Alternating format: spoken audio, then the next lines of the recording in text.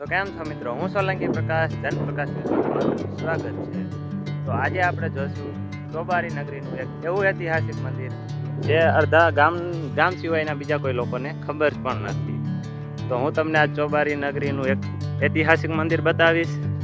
તો ઉપરથી ખબળી ગયું છે, મંદિરની હાલત એટલી ખરાબ છે કે તમે વાત પૂછોમાં. નીચે પણ એટલી હાલત ખરાબ છે, બાવળ ઉગવાના કારણે ઉપરનું મંદિર ખંડિત પણ થયું છે અને પડી ગયું છે. તો આજે આપણે સંપૂર્ણ માહિતી જોશું આ વિડીયોમાં. તો જનપ્રકાશ ન્યૂઝ સાથે અંત સુધી જોડાયા રહો.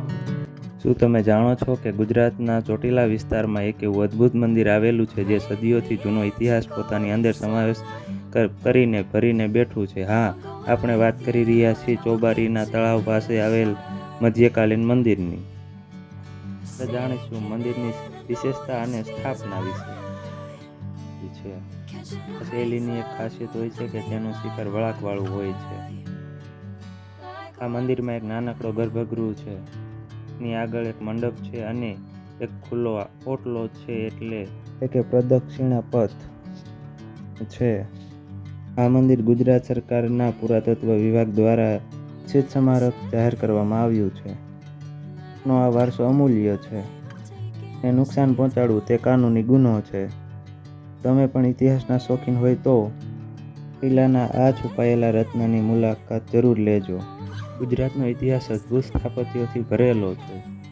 તો જુઓ, ચોટીલાના ચોબારી ગામમાં તળાવના કિનારે આવેલું આ 13મી સદીનું ભવ્ય નાગારા શૈલીનું મહાકાલીન મંદિર. શું તમે ક્યારેય આ જગ્યાની મુલાકાત લીધી છે? કોમેન્ટમાં જરૂર કહેજો. ઇતિહાસકારોના મતે આ ભવ્ય મંદિર 13મી સદીની આજુબાજુમાં બનાવવામાં આવેલ છે. માન્યતા છે ને તેવું માનવામાં આવે છે. મંદિરની દિવાલોની બહાર સુંદર ગોખલાઓ જેમાં દેવી દેવતાઓ અને અપ્સરાઓ અને સુંદર ગંધર્વોની તેઓ કંડરવામાં આવી છે. તે સમયની કળા સાક્ષી પૂરે છે. તમે જાણો છો, એક સમયે રાજાશાહી હતી ત્યારે ચોબારી નગરી ગણવામાં આવતી. ત્યાં રાજાશાહી પણ હતું ને મોટી બધી પંચમુખી વાવોનું નિર્માણ પણ કરવામાં આવ્યું છે અને ઘણા બધા મંદિરો, દેવળો અને પાળિયાઓ પણ આ ગામમાં ઇતિહાસ પૂરે છે તેનો સાક્ષી છે. ચોબારી માત્ર એક ગામ નથી પણ ભારતના ઇતિહાસનો એક સાક્ષી છે અને સંસ્કૃતિ પર એક આખું ગામ છે જેમાં ઘણા બધા આવા ઇતિહાસને લગતા દ્રશ્યો જોવા મળે છે. તો ચોબારી ગામની મુલાકાત લીધી, પણ તમને પણ ચોબારી ગામની મુલાકાત લેવડાવશું અને હજી પણ આવા નવા વિડીયો અમે લાવતા રહીશું. આ વિડીયો તમે જોઈ શકો છો કે આમાં કેટલો સમય લાગ્યો અને આમાં તો કેટલાય બાવળ ને એવું પણ મંદિરમાં લાગેલું છે ને બાવળ ઉગવાના કારણે મંદિર ખંડિત પણ થયેલું છે અને ઘણી બધો આમાં ઇતિહાસ પણ છુપાયેલો છે, પણ તળાવના કાંઠે કોઈ ધ્યાન પણ નથી દેતું. અને થોડા જ જો ધ્યાન દેવામાં આવે તો મંદિરને સાફ કરવામાં આવે તો લાંબા સમય સુધી ટકી શકે અને આવનારી પેઢી માટે એક ઇતિહાસ રહી શકે છે.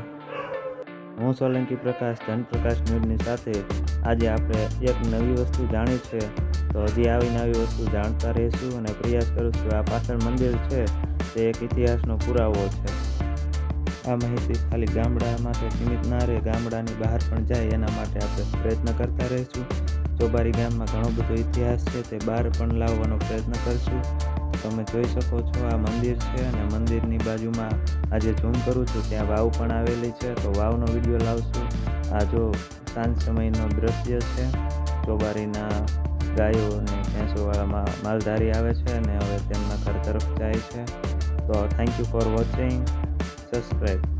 પ્રકાશ ન્યૂઝ સાથે અંત સુધી જોડાવા માટે આભાર. Like, channel subscribe.